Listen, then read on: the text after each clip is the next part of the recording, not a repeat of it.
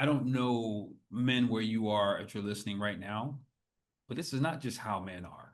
That's how untrained heathens are, people who are not self-aware, who are abusers. That's not a man. It's not acceptable. And I know that it's been publicly stated, nationally stated, that's how men are. That's not true. That's how untrained people are. That's how beasts act. And if you want to become a high value man, that cannot be who you are, period. It can't be. Because if it is, then you're far from what we're talking about.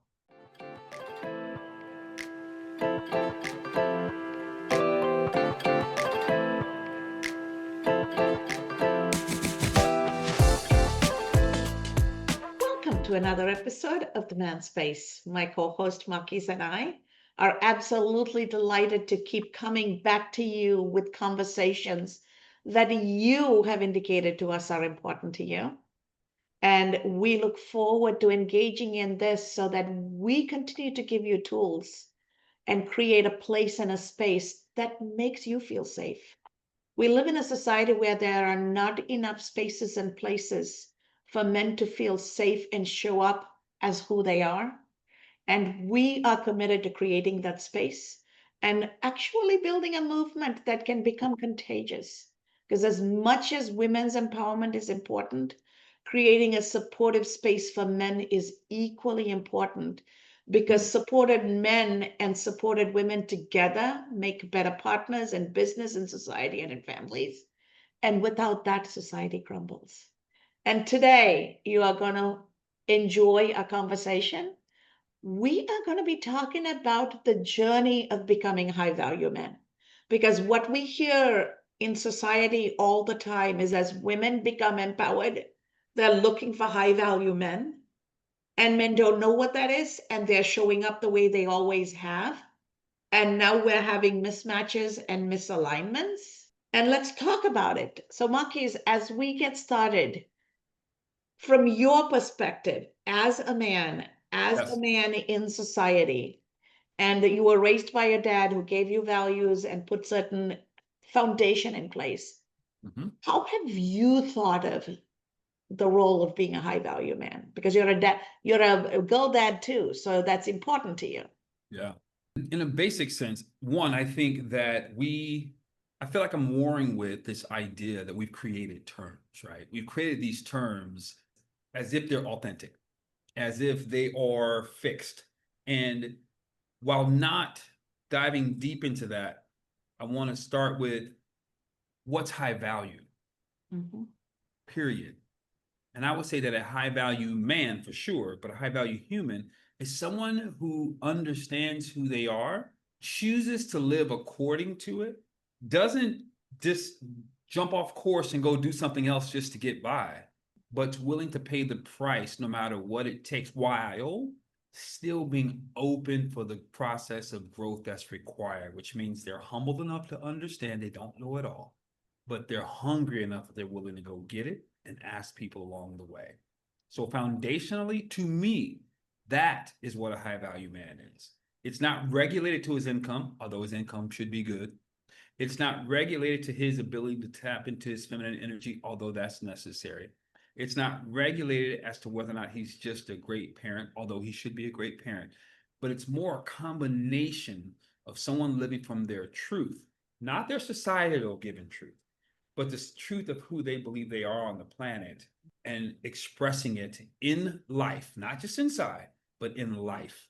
And that type of person, man or woman, is someone who's of high value because they're not living from cliche, from imposter syndrome, from role. They're living from a space of the highest truth they have available to them. And that is so true, Marquise. And that's also where a human shows up authentically. Exactly why I And started when that way. a human shows up authentically, they are showing up from a place of abundance and they're attracting, they're not chasing. That's exactly right. So those are the cues that we get in social interaction. If somebody's chasing something, we know they're coming from scarcity. And Yeah. therefore, we know what are the other baggages somebody like that could bring versus somebody Mhm. who's grounded in their authenticity, are comfortable in their space and can take the ebbs and flows, right? And therefore, Mhm. life Mhm. alongside them, not always guaranteed to be perfect, but it's going to be a Never. journey that is enjoyable and you can laugh through it all, right?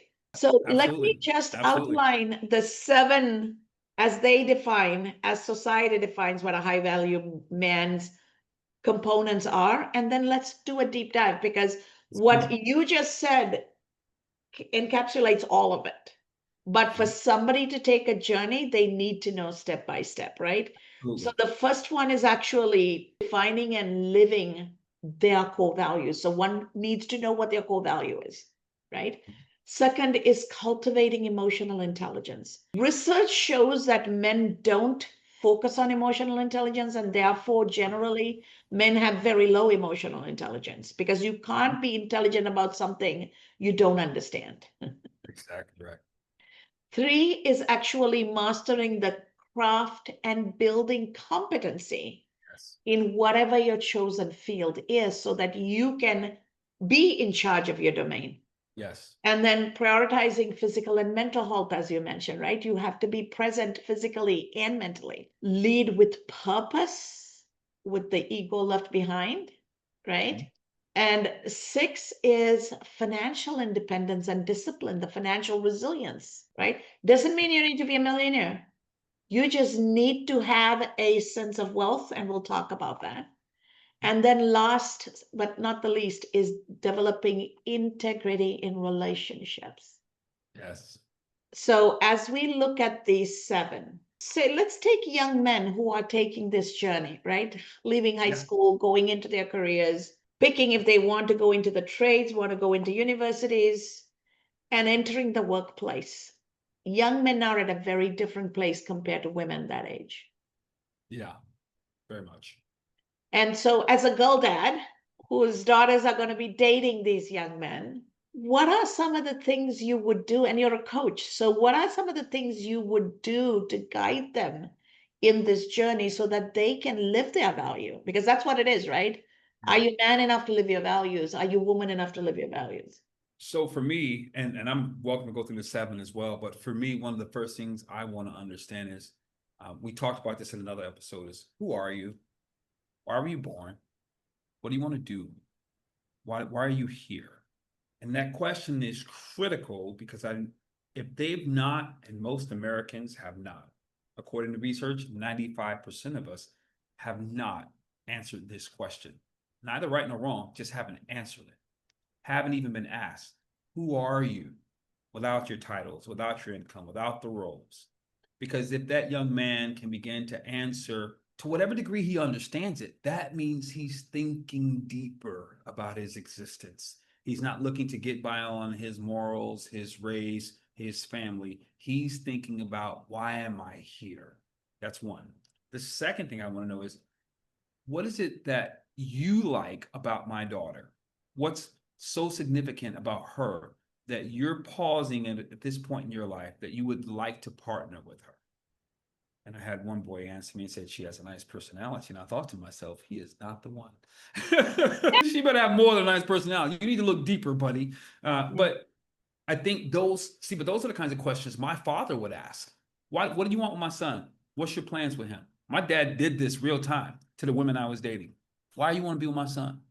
Because he was trying to get us to think more deeply than he's cute, she's beautiful, so that we start honing in on, back to the first question, who am I and why am I here?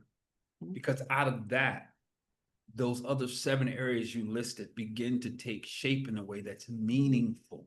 Because now that young person, my daughters or the young man, are starting to move in the direction of what it means to even, not even high value, just to have self value.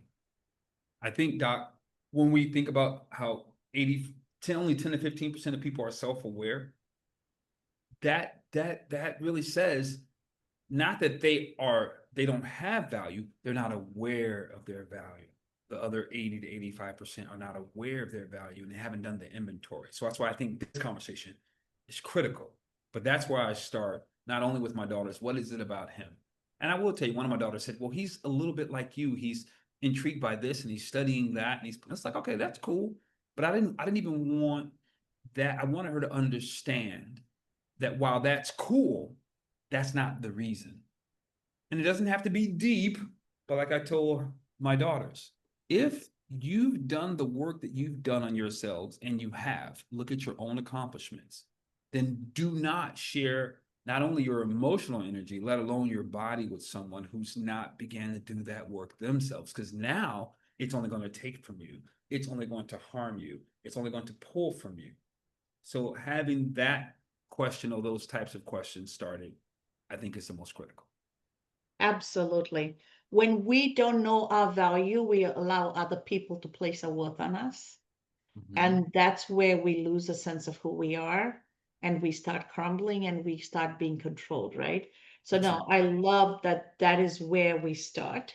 And once we know who we are, it takes emotional intelligence to starting to understand the other person and our relationship together and everything around us. Yes. So emotional awareness. So self-awareness and then emotional intelligence gives us the social awareness and the self-control. Yeah. I would agree, Doc. And I would add that around emotional intelligence, you first have to understand, why do I feel this way? What's driving the emotions that I feel in this moment? And why am I looking to express it this way? Emotional intelligence has to start within and understanding it. Yes, I Absolutely. know who I am, but now why am I experiencing? What in my past or in my current mental state is shaping why I'm experiencing this. And as we get to understand why we feel the way we feel, it opens us to then begin to see and comprehend and have space, as we said in another episode, for our partner. In order to do that, you've got to start asking those deeper questions about where you are. And there's a phrase I'd like to use here, especially for men. While we know it's not your fault that you haven't tapped into your emotions, you've not been present with them. While we know it's not necessarily your fault, it is absolutely, ultimately your responsibility to understand it, to take the time to peel back the layers in order for you to be healthy for yourself. And of course, healthy. Totally. So self-awareness and self-management is the first two steps of emotional intelligence, right? It's all about you. Then Yeah. the next two are social awareness and relationship building. So if you don't have, you can't engage. Right. So when you have your values, you know who you are and what is anchoring you. And then you layer in the emotional intelligence, and then you start showing up in a world that you can relate to and that can relate to you. And I would actually flip this list and think about the emotional relationship to wealth would be good. Because it's not just financial, it's not just money. And I want to explain why. A lot of people talk about, I need to save for retirement, I need to save for a rainy day. Money alone is not going to see you through the rainy day. When the rainy day comes, do you have somebody to bring you the umbrella? If you fell down and broke your leg, do you have somebody to come and carry you to the hospital?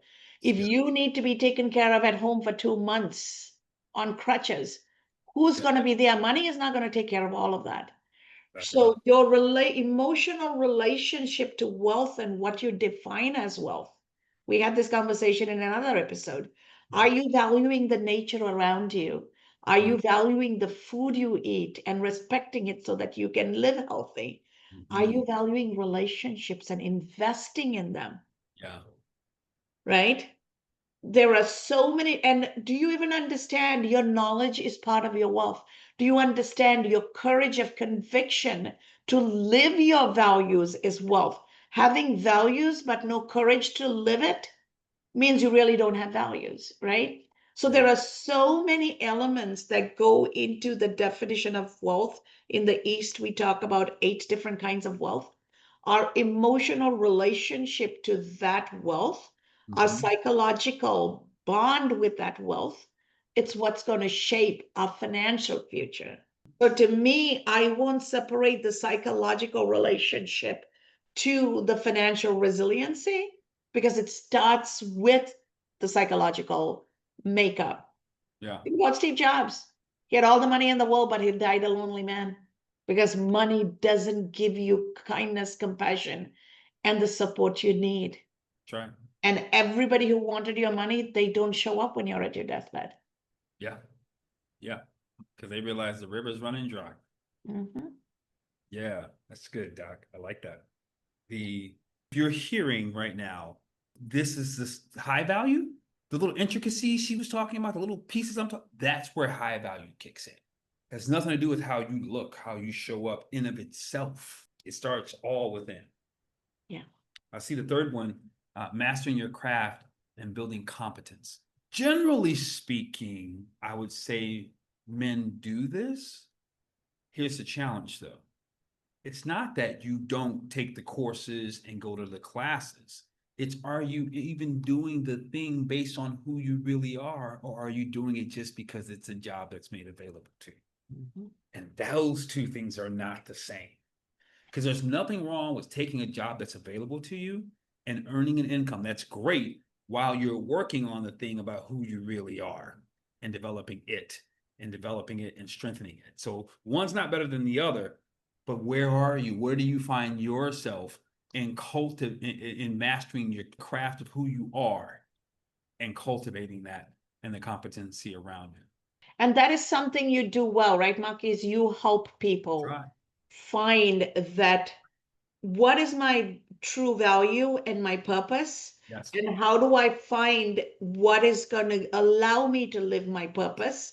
Right. And how do I make money in ways I can so that I tend towards my purpose? At some point, I live freely embracing my purpose, That's right? right. So that's a journey you help people on. And I would love one day to take a 25-minute episode and talk about how you craft that journey Absolutely. so that we Absolutely. can share that with our audience as well. I look forward to that. That's a lot of fun because we often think it's too late, or how do we navigate, or I'm stuck. And it's like, whoa, whoa, whoa, whoa, whoa, whoa.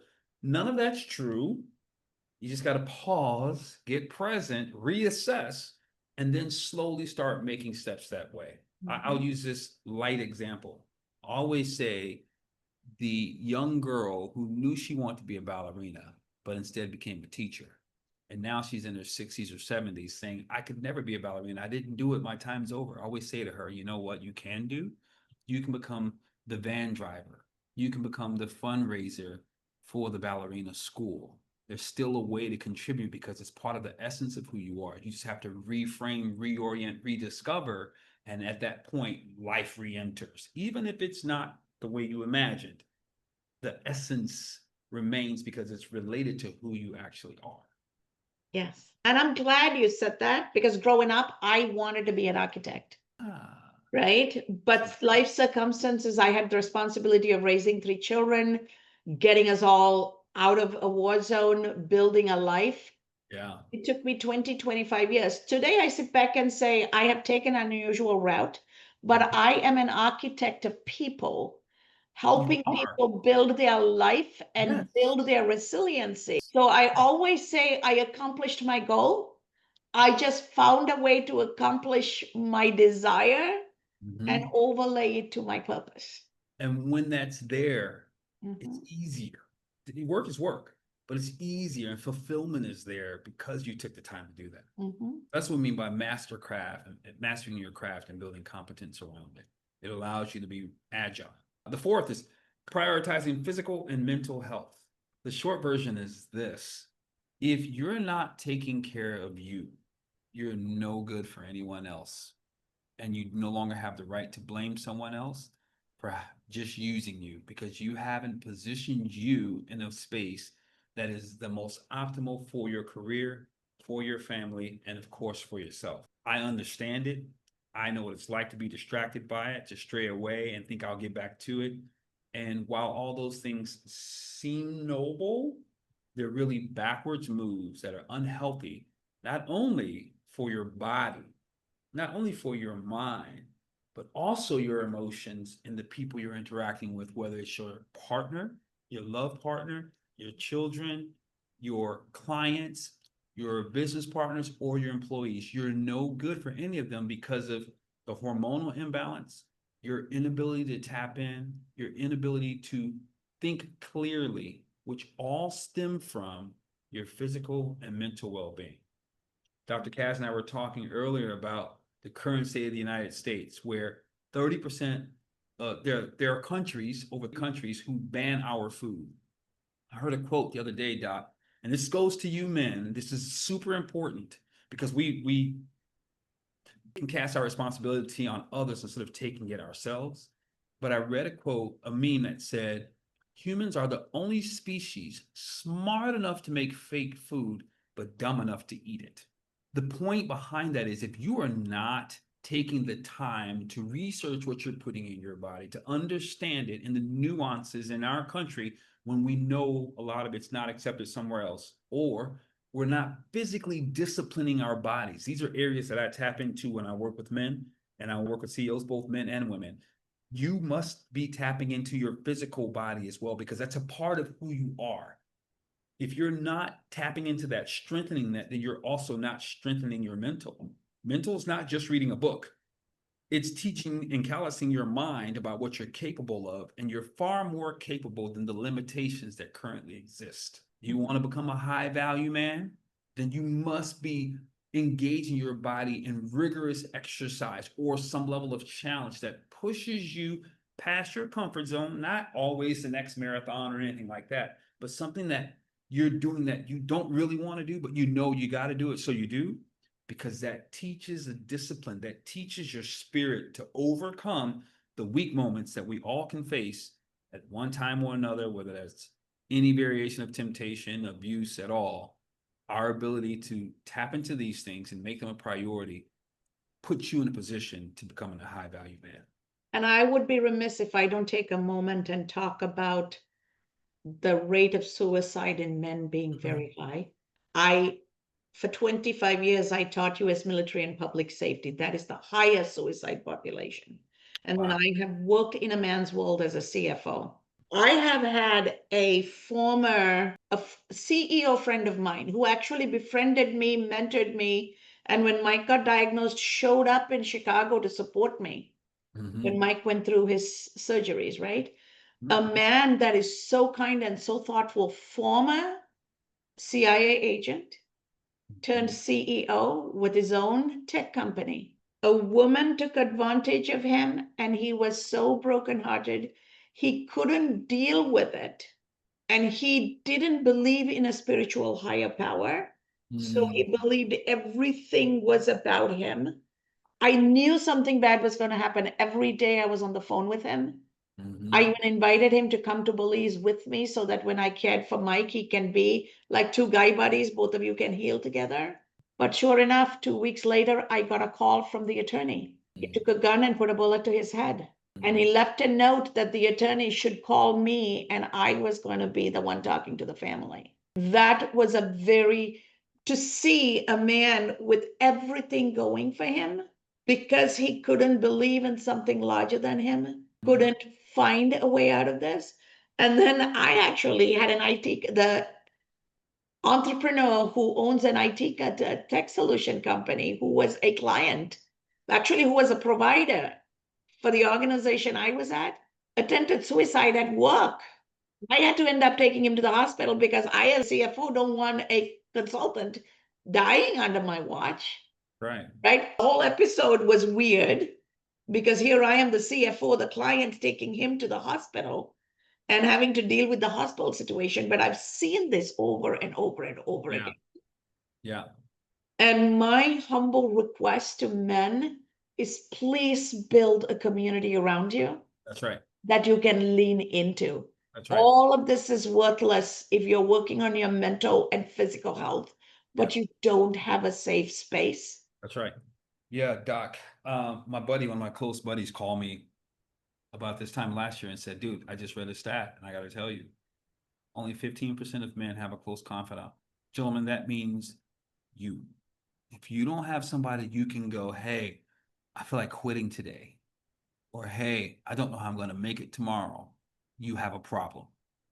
Let me rephrase that. You have a situation that you need to solve. You need to find someone. I don't care if it's a men's group. I don't care if it's a coach. I don't care if it's a psychologist.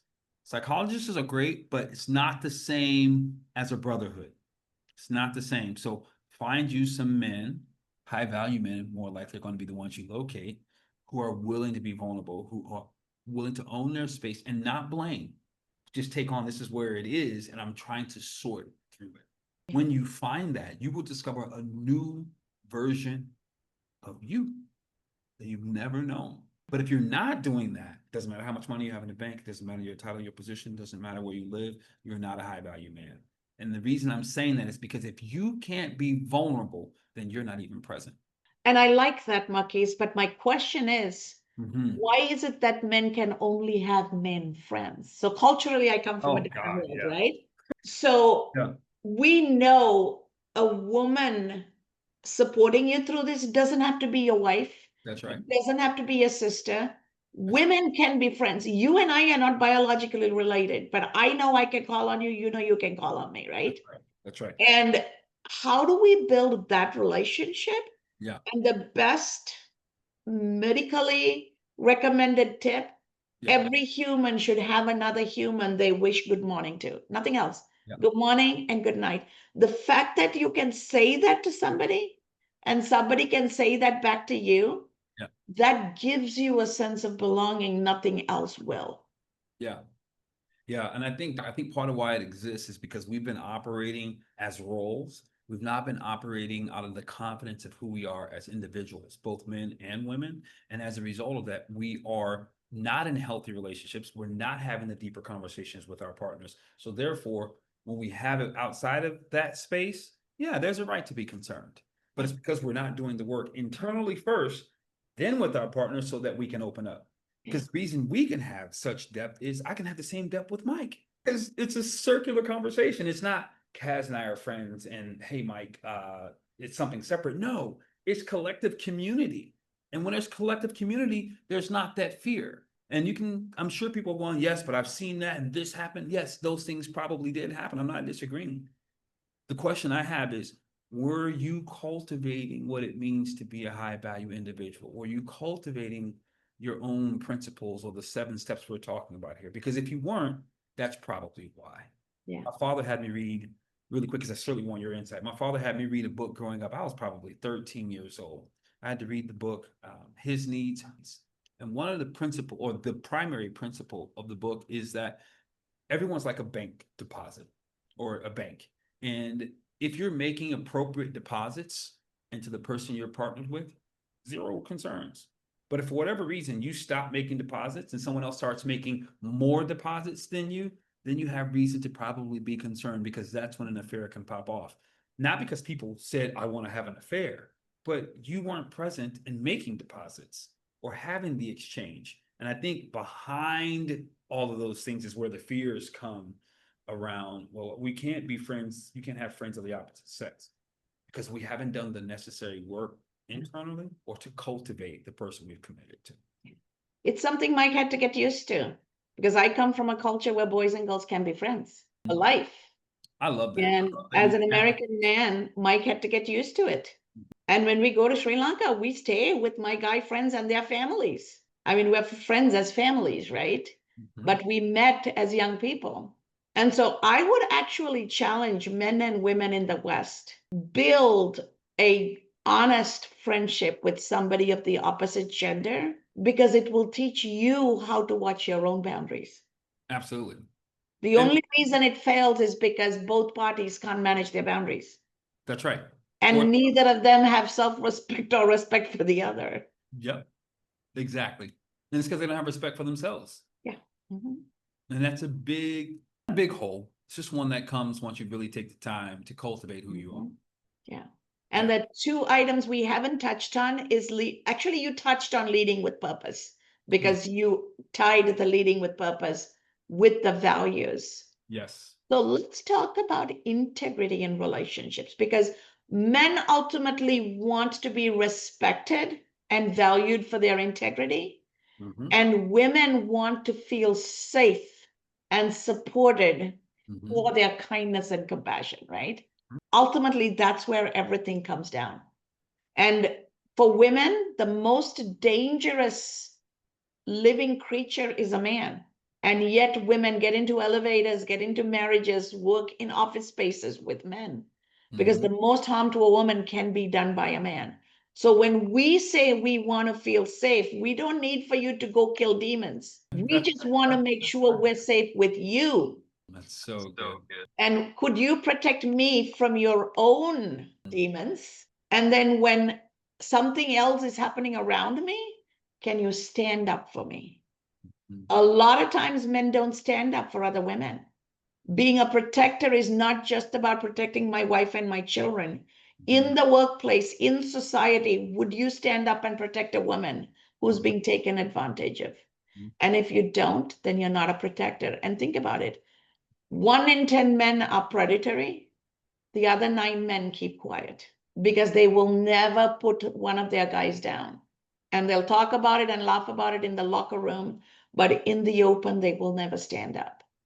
Yeah. Yep. And this is statistically true, right? I've All read the this stuff men once. know the predatory man in their group, Yes. Yes. but never address it. And I've heard stories about guys devastated that their best friend or their wife or their daughter was taken advantage of by their guy friend they knew who was predatory. So, from the outside world looking in, for women, a man with integrity is somebody who will live their value and protect us Mhm. from themselves and from their buddies, Yeah. and not say, oh, you're taking it seriously. This is how the workplace works, or this is how men do. And your culture is different. You don't understand it. No, none of that. Yeah. Yeah. You know, Doc, I don't know men where you are if you're listening right now, but this is not just how men are. That's how untrained heathens are, people who are not self-aware, who are abusers. That's not a man. It's not acceptable. And I know that it's been publicly stated, nationally stated, that's how men are. That's not true. That's how untrained people are. That's how beasts act. And if you want to become a high value man, that cannot be who you are, period. It can't be. Because if it is, then you're far from what we're talking about. Far. That is the most, that's not even, I don't know if that's primal. I won't even call it primal because that takes away even that from a man. I think that's just an Yeah, untrained. it's insulting to the animals. Yeah, literally, literally. Yeah, it's our natural state to protect and to Mhm. honor. That's what it means. So this is good, Doc. This is good conversation. So thank you so much for having this conversation, Marquise. I know the way you bring your experience and your learning into this and the way you guide men through their journey is extremely valuable. And to Absolutely. our audience out there, gentlemen, you each have what it takes to be the kind of man every woman can look up to. And And when you young man. become, yes, when you own your values and you live your values and walk in your purpose and live with integrity, you don't have to chase. You will attract what is necessary for your career success. You will attract what is necessary for your life success, and you will attract the right life partner. Mhm. So go out there and invest in yourself. Live a life true to yourself. And then please make sure you build a support system that is of mixed gender, that is there for you. And if you show up with integrity, women will show up for you as well. So build a life and be safe out there and be safe from your own thoughts. Good. Train them, discipline them. You got this. You really can.